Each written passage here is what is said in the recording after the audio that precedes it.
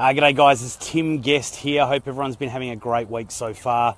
So I wanted to get on the Facebook Live and answer the question that we had from earlier in the week where people were asking about Australian housing and whether it's overvalued. And of course, a lot of the time this question can be brought up. I mean, it seems like every other week we see another article in the paper talking about a housing bubble or housing affordability or houses being way overpriced here in Australia. So we thought we'd discuss the facts and see what you guys think, right? So look, like I said, let's bring it down to the facts. So there's 4 facts that I really want to point to really bring out this discussion.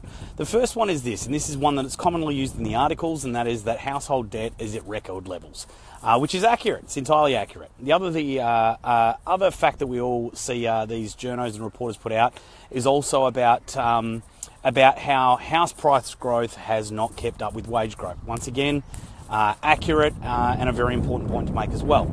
On the other end of the scale, there's a couple of other facts that I think are really important to note as well. One is that, I hope that wind is not blowing in the microphone, so it's stuffing up your guys' sound there.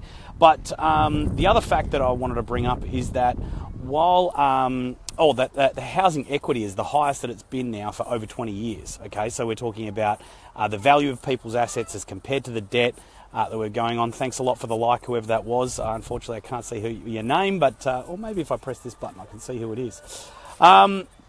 So, like I said, the fact that I think is important to bring up is one, that housing equity is at the highest that it's been in the past 20 years.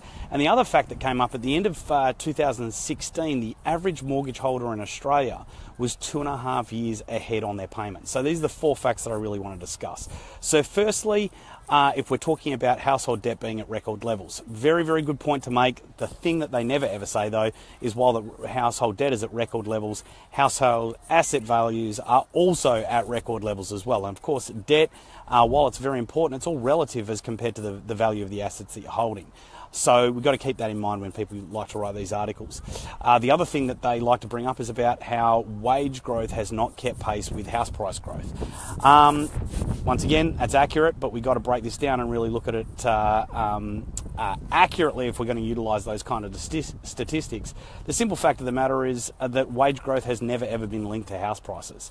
And probably the best way to explain it is for me to create a bit of an analogy and for you guys to understand it, right? So if we think about the big 4 banks here in Australia, first and foremost, last financial year, the big 4 banks in Australia made $30 billion worth of profit. We've got to keep this in mind that while they continue to post record profits, the banks are doing it so tough right now that they can't even afford to pass on the full mortgage rate cut to you. So, they're doing it really tough. And in fact, Australian banks are some of the most profitable companies in the world. Hey Anna, thanks a lot for joining the Facebook Live. So Australian banks are some of the most profitable companies that exist throughout the world. Now, the thing we've got to think about when it comes to their profit is how do these banks make most of their money? And of course, how they make most of their money is through interest on mortgages. So the question that you might want to ask yourself is this: do you think banks will ever allow the day to come where you can't afford to have a mortgage? Of course, the answer is no. And the way that they do it is by they continue to produce new products which allow you to afford mortgages. Perfect example is, if we look back over the past, 15, 20 years, we've seen standard loan terms go from 20 years to 25 years. Currently, the standard is 30 years. However, what many of you probably don't know is that there are 13 lenders currently in Australia that are offering 40-year home loans. So that's one way that they can make mortgages more affordable. The other way, through other types of products, and I know that a lot of people are starting to see this stuff now out in the marketplace, is through something called shared equity.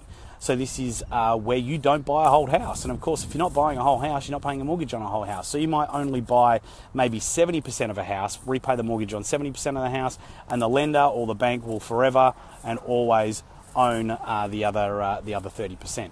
So like I said, wage growth, really it's not connected at all. And of course, record debt, record asset levels as well. Now, if we look at the other side of the spectrum, what's important about these 2 facts is that in 2016, the average LVR or loan to valuation ratio, the average amount of equity that a household has, is almost half. So it's actually 58%. So people have got a lot of room in terms of the equity that they have in the properties. And secondly, that the average mortgage holder is actually 2.5 years ahead on their mortgage. Now, why is this important? for Australian housing to be overvalued, what we're going to need to see is a situation where we see like a bubble burst. Hey Sue, welcome to the live viewing. Thanks for cruising in and checking it out. So for a bubble to occur where things are overvalued, and of course we see some hard times in the economy which puts people under stress, and then we're obviously going to have to see a lot of people put houses on the market and sell them, and ultimately that's what's going to cause the bubble, and a massive drop in house prices. There's just no way that this can happen when people are at such low levels of debt in terms of their equity base, and in fact of being 2.5 years upfront on their mortgages. The reality is that if we do see challenges and difficulties in the economic space, then what's going to happen is that these homeowners and these mortgage holders have plenty of room before they're going to be put into a situation where we're going to see mass sales of houses, which of course is what's going to cause the bubble.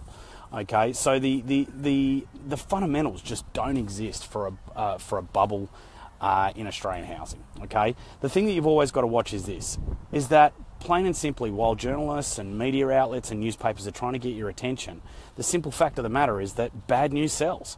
Okay, and 66% of households in Australia have a mortgage. So bad news is always going to be a big seller, and particularly bad news about mortgage. So you really got to pay attention to where you're hearing this information from. Okay, so yeah, look, I mean, that's really, like I said, we had a client earlier last week that asked us about the house prices, and hence what's kind of gave me the idea of getting on and doing the Facebook Live about it. We'd love for you guys to interact with this post, right? So we'd love to see your comments down. We'd love to see you pressing the like button, the love button, the angry button, no matter how you feel about it. And of course, we want to keep on sharing the knowledge that we have with clients out there. So if you've got questions, things you don't understand, you're not sure about, things you want us to get my opinion on, please, see down below this post and type in your question or your comment down there. We'll always get back to you. Apart from that, absolutely beautiful evening out here tonight. So I hope everyone's had a good week, and of course looking forward to the weekend. Apart from that, we'll see you guys soon, and really thanks a lot for tuning in. Have a great night. Bye bye.